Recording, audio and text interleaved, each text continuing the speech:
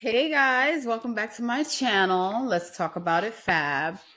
Guys, I'm kind of nervous, but I am very excited to talk about this topic today, which we're discussing, which is called cuffing season. Um, why am I nervous? Because it's a topic that leaves me extremely vulnerable, which leaves us extremely vulnerable. But I think I am excited about it also because I think it's a topic that we do need to discuss. Like I've heard a pastor say before that a lot of the issues that he counsels in his counseling sessions, or with couples and peoples and individuals who come from a cuffing season or have created these issues within a cuffing season. So I'm all about being proactive, all about, trying to stop something before it snowballs into something bigger. In general, I'm just a communicator and I believe in talking about things and hashing it out and getting down to the bottom of it. So, cuffing season. Let's get to the definition because I thought this was something that we, you know, individuals were just naming within our community. Oh, cuffing season. It's actually a thing. There's actually a whole Wikipedia definition for it. And here it is. Cuffing season is typically defined as the time of year when single people actively search for short term romantic partners to spend the colder months with, typically from October through March, culminating with Valentine's Day. The term cuff is slang that alludes to the handcuffs and means metaphorically to attach oneself to another individual. So we're going to unpack this. We're going to completely break it down and unpack this. Handcuffs. Usually we hear that term, someone's going to jail, right? Or we hear that term, to describe a marriage sometimes. There was a meme floating around of a wedding band. It was like the world's smallest handcuffs. I'm all about perspective, right? If you look at things a certain way, then that's what it's going to manifest to you. If you look at it in a negative way, then that's just all you're going to see. And if you look at it in a positive way, then that's how you see it as well. I don't personally like the word cuff. I don't want to be cuffed to anything or to anyone, right? It's just not a term that I want to use. Now, you may be wondering, like, Fab, okay, where are we going with this? Why are we talking about cuffing season? Why is it so important? Blah, blah, blah. Here's the thing. I know personally of individuals who suffer within the winter season. It's just a time period that's just very depressing. The weather's not nice and warm outside. Some people like to get away. Some people literally will book a flight for the whole winter season and just get out of here because they can't deal with the gloom, the darkness, or whatever the weather. It just makes them very, very depressed. And I never really suffered from that. That was never really my issue. I love the holiday season. My birthday is in October, and October through Valentine's Day, it was just an always busy business season. So I was never really depressed around that time or anything like that. However, it is definitely a time period in which the enemy really, really is working on you know, on you. It's a moment of solitude. I've always taken it as a moment of solitude because it's the last quarter of the year, right?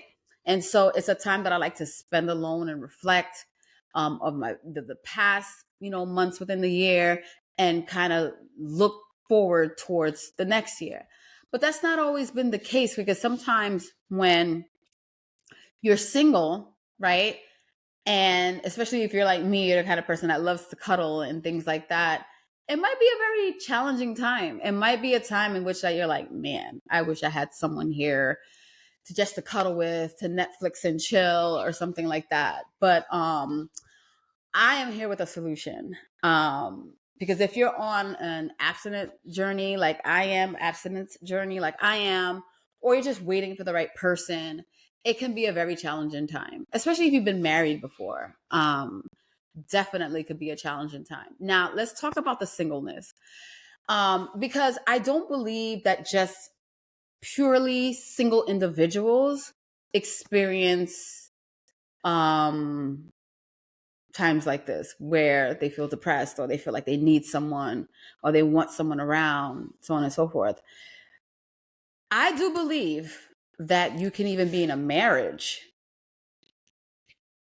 You can be in a full-fledged marriage and feel single.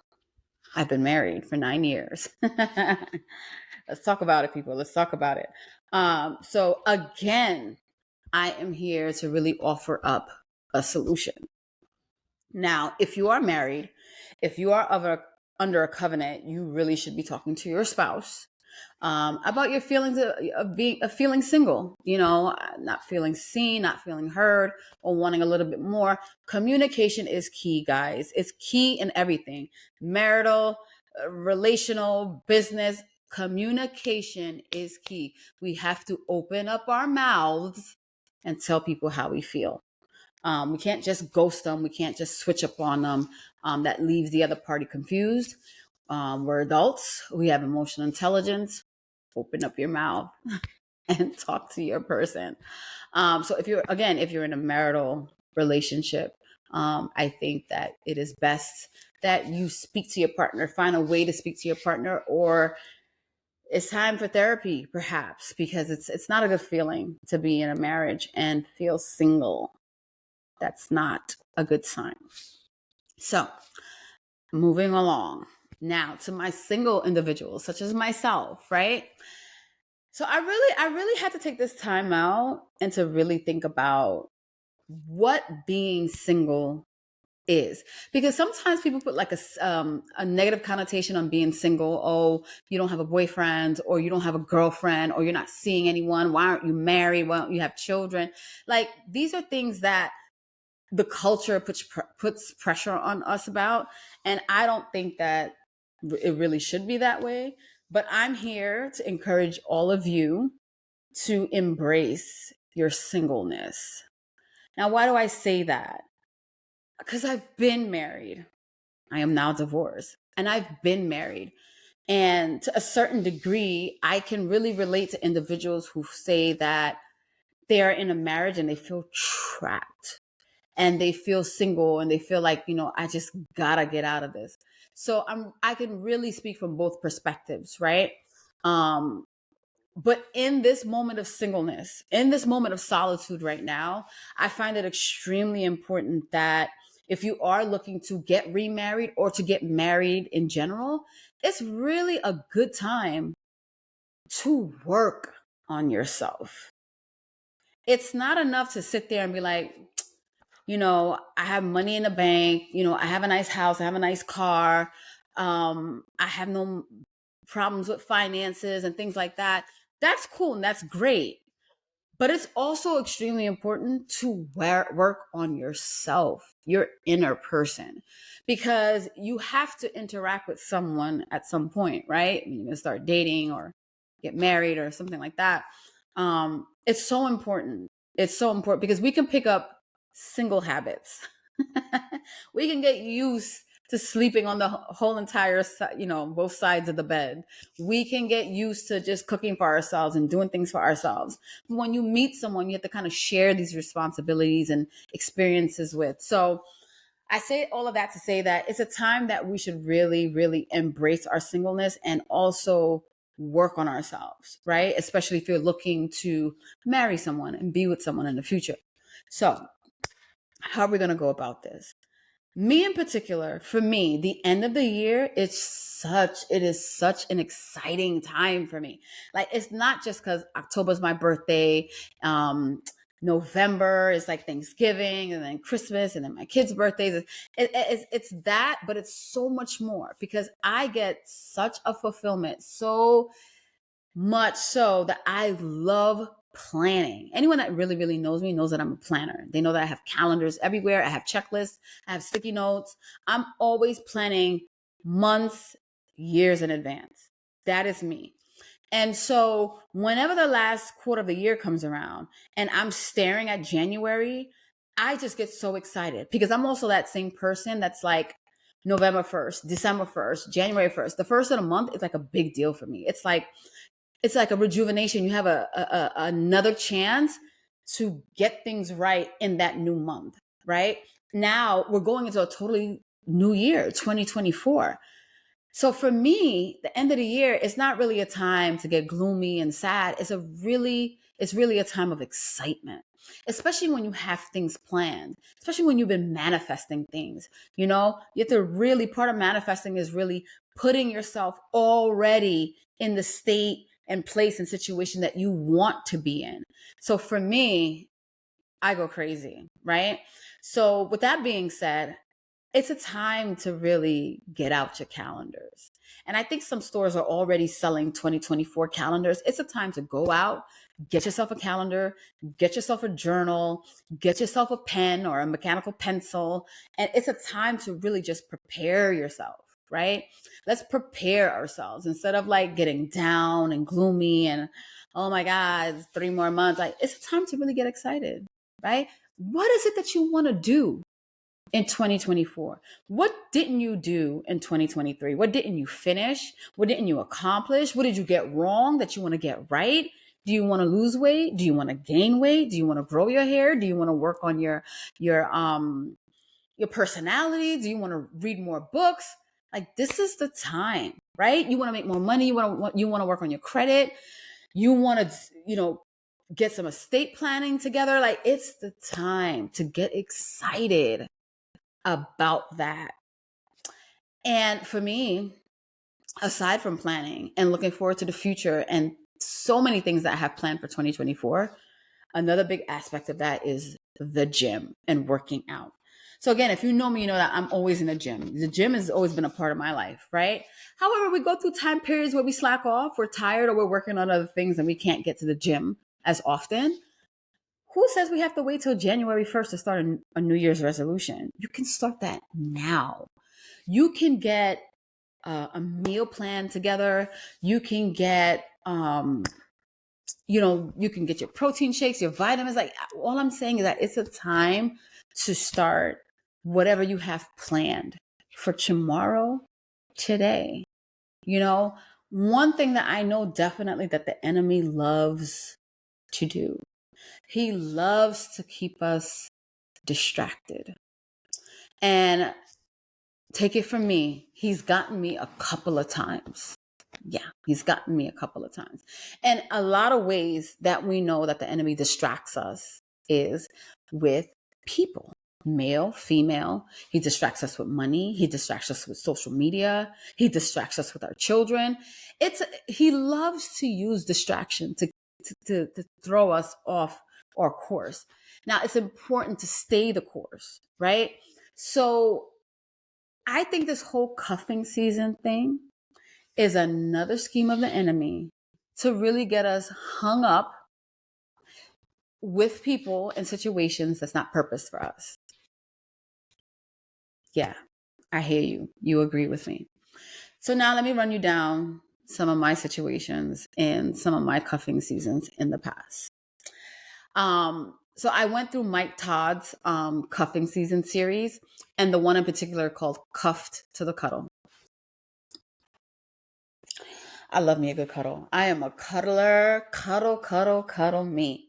Like, I can't breathe. Just cuddle me. I am little spoon all the time. Okay. Like, I am a big cuddler. But with that being said, I have found myself in situations with people that I shouldn't be cuddling with because they're not purpose for me, right? They're not purpose for me. They've wasted my time. And, and sometimes, we have to shift the blame, right? Because we all have the power and we all have the right to say no, right? And to stop things. And that's a totally different topic because I had a big problem saying no. Empath, no boundaries, guilty. That was me for a long time. But the most powerful thing that God has done for me within the past 24 months has been teaching me the word no, and giving me the wisdom on when to use it and building up extremely strong boundaries. And it's not that I'm perfect. It's not that I don't get things wrong. I do, and I still do, and I still struggle. But the thing is that I know these things now, right? And once you know your habits and ways that the enemy uses to kind of, you know, allow you to fall into certain situations, you know, you get yourself back up. You get yourself back up and you work on yourself. So cuffing season has always been a time period where it's like, ugh, it's the holidays. It's Thanksgiving. People are going to be with their families. It's Christmas. We should be in matching pajamas, you know, and things like that. It could be a very gloomy time. January, New Year's, you know, February, Valentine's Day. It can be a very, very, very dark place. It really can be. So, you know, me and my girlfriends and some of my male friends, you know, we'll sit and we'll talk and we'll be like, you know, um, we we have to find things, right? Work on things that's going to give us a positive outcome, because no more negative outcomes, right? We're not going to do anything that's going to like lead into situations into the new year that we really didn't want for ourselves. So, again, I encourage you, right? And maybe we can join in on this journey together. But for me, right, one of the main things that I'm going to be working on next year is my book tour, because my book is finally completed. It is available now on Amazon. Yes, I know, November 12th. And I said December 1st. I know, but it's already available. So you can order your copy on www.letstalkaboutitfab.com. You can also order your copy on thefabpreneur.com as well. So my book tour, right? Getting back to this cuffing season and alternatives, right? To help cope with it. I have been on a journey of enlightenment. I have been on a journey of self conditioning, right? And improving myself and improving my relationships with people. So one thing that I've done, um, whenever I'm preparing to get into a new season, into a new year, into a new month, is that I close chapters on past experiences, past people, past drama. Now, there are some situations where we can physically speak to these people and talk to them, and it might be a situation where we could tell them how we feel and get closure. But for instances where I can't get closure and I can't speak to that person, it's just an awkward situation, what I do is I proclaim, I write down, and I denounce those situations. So let's just say I was dating someone, right? And you know, it didn't work out, whatever the case may be, and now I'm entering into a new month, preparing for a new year. I will I will grieve that relationship. I will deal with it, meaning I will sit with my emotions. I will write down or I will speak out how I'm feeling, how it made me feel, what I didn't like what the person did, or what I didn't like that I accepted or what I did. And then I get to the end result. I get to the resolve and I'm like, okay, now this person, I write you out of my life. I am done with you, and I'm finished, and I close that chapter. That's the first thing I do when it comes towards the end of the year. I start to reflect back on everything, everyone that wasn't purpose for me, mistakes that I made, things that I didn't do right, or things that I wanted to do. I deal with that. If I need to grieve the situation, I do. If I need to cry over it and hurt, I do that. And then I set it aside. And then I do not go back to it. And then I prepare myself for a new experience. So, case in point, if you are someone, you're like, you know, I really would like to meet a good guy. I really would like to meet a good woman that I can date and potentially marry and be with. Well, you need to become that person. Everything that you're asking for in that person, you need to now embody, you need to now become, right? So, what I do in situations like that is, like I said, I'm constantly working on myself. I believe we need to constantly work on ourselves, work on how we communicate, read a book on communication, read a podcast on communication.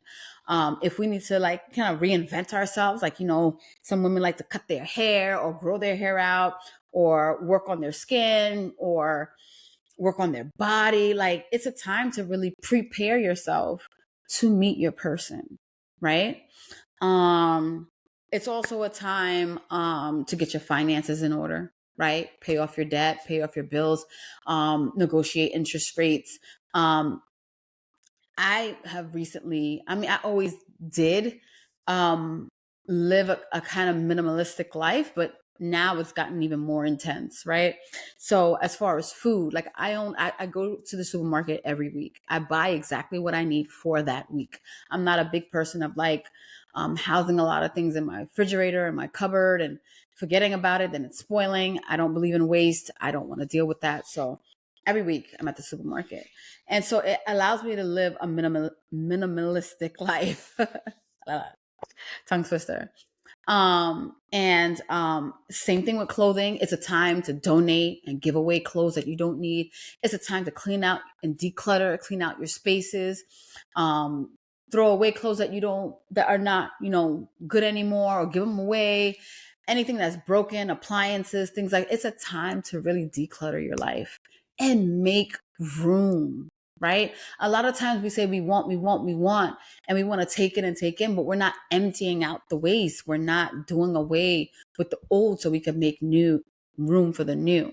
You can't put new wine in old wineskins. You know what I mean? So, can do that. Other things, right, that I like to do is like I like to take up a hobby. I grew up being taught how to cook and how to cater to a man and so on and so forth. Haitian culture, we learn how to cook very young, right? But unlike my friends, I was never the type to like cook all the time. That was not me. I will be quick to order something and go pick it up. But if I'm preparing for someone, preparing for a relationship, you got to cook more, right? And then I have 3 kids, even though they don't, I don't know, they're weird. Like they eat a lot, but then they don't eat a lot. Like they'll like something today and then tomorrow they won't like it. And they like a lot of fast food, so I've changed that all around and taken out all the sugar, but they don't know that yet. It's our secret. But what was I saying? So I've taken up cooking. Like all the dishes that we used to cook when we were younger, or that I love to eat at a restaurant. I've been like, look, it's Saturday because I don't have my kids on the weekends. I would just be like, let me try and cook something and make something, All I'm saying is dive into a hobby. If it's a time that you want to write, if it's writing that you always wanted to do, you always wanted to paint, you wanted to learn how to play a board game or something, it's a time to do all of those things. To keep your mind stimulated, to keep your body active, whatever activity you can find. There's a lot of winter activities that we can even do. Like I've never been skiing, so I'm looking forward to going skiing, snowboarding, and all of that fun winter stuff that I know I won't like, but hey, I want to try it. You know what I mean? So I say all of this to say that, guys, we don't have to feel like singleness. Sometimes people make being single sound like it's a bad thing. I cannot tell you enough how important it is to be happy with this time and to embrace this time. Remember, I have been married before. And it can be a very, very sad place, a very dark place to find yourself in. If it's not with the right person, or things are shifting and you don't have the proper tools to combat what's happening in your marriage. It can be a very challenging place. So now, even with my words, even though the desire to want to get married may be there, I'm not in a rush. I'm not in a rush. Marriage to me now is a very, very serious thing. And having been married before, man, I take it extremely, extremely serious. It's not a joke. So I have learned to love the space that I'm in. I'm in a space of solitude right now. I'm in a space of um, singleness, and I'm going to embrace it and make the best of it. Okay. So I am starting a little group, a little team, a little organization, whatever you want to call it. It's just me and a couple of my girlfriends and male friends. And we're just getting together and we're doing a lot of winter activities. So if you want to join us, if you want to hang out with us, drop me a comment, leave me a DM, text me, or email me at info@letstalkaboutitfab.com or info@thefabpreneur.com and join in on the fun. Cuffing season is not a time that we necessarily have to feel so sad and bothered and oh my God and gloomy. It is a time to be excited, to be ecstatic about life. There's so much coming up in 2024 for you that, man, you got to get prepared for because God has a lot in store for you and me. He has a lot in store for us. So thank you for spending this time with me. I appreciate it. Guys, again, my book is out. Like, it's not even pre-order anymore. It is out. Booked, busy, and broke. A story about my life, a time period in my life that was extremely difficult. And I think it'll help someone out there. All right. So, hey, guys, don't forget to hit the like button, hit the subscription button, and I will talk to you soon. Bye.